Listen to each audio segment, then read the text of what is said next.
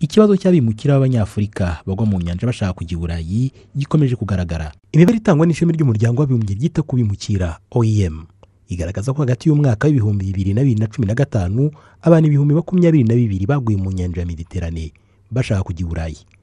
Muri 2016 abarenga ibihumbi 5 bahatakarije ubuzima.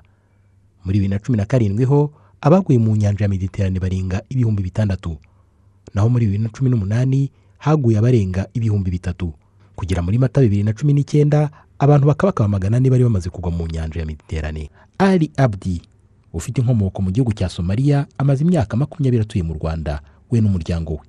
Acuruza ibintu bitandukanye igikondo mu mujyi wa Kigali.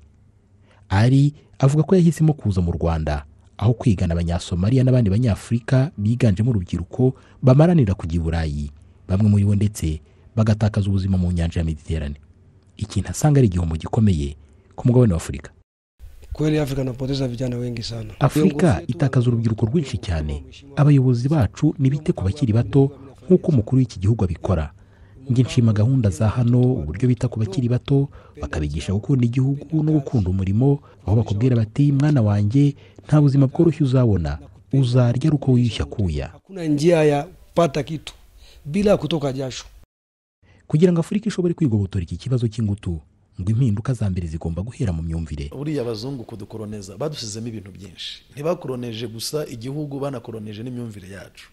Urya neza ngo wariye kizungu, wakwambara neza wambaye kizungu.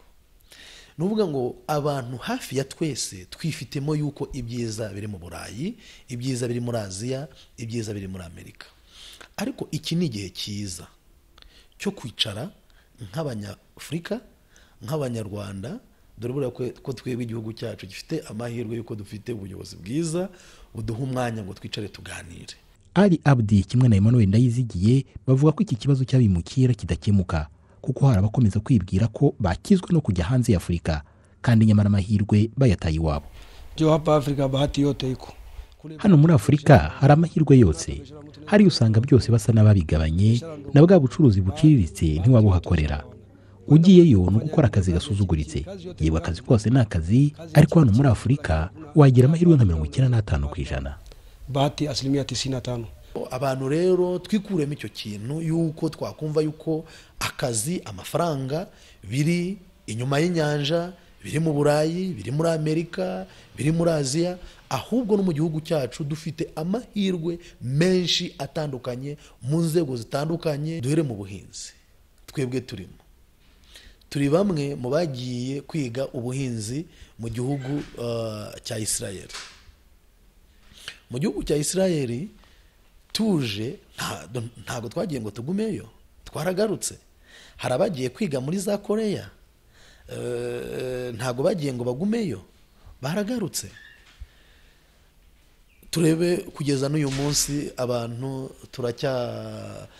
turacyavana za tomato sauce cyangwa se sauce tomate hanze.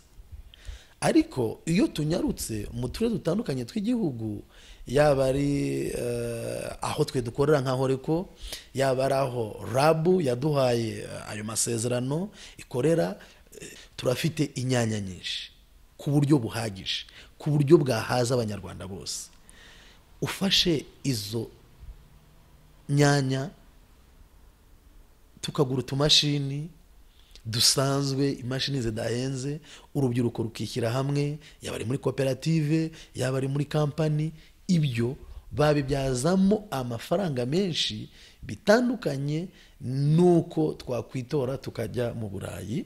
Ntabwo mbirwanya kujya mu Burayi, ushobora kujya ufite akazi, ariko nitwumve yuko mu Burayi ariho honyine harimo iki, hariyo amafaranga.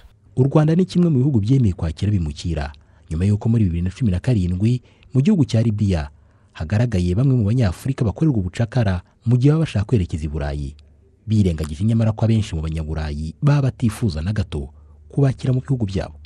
Jean Damascene Manishimwe, i Kigali.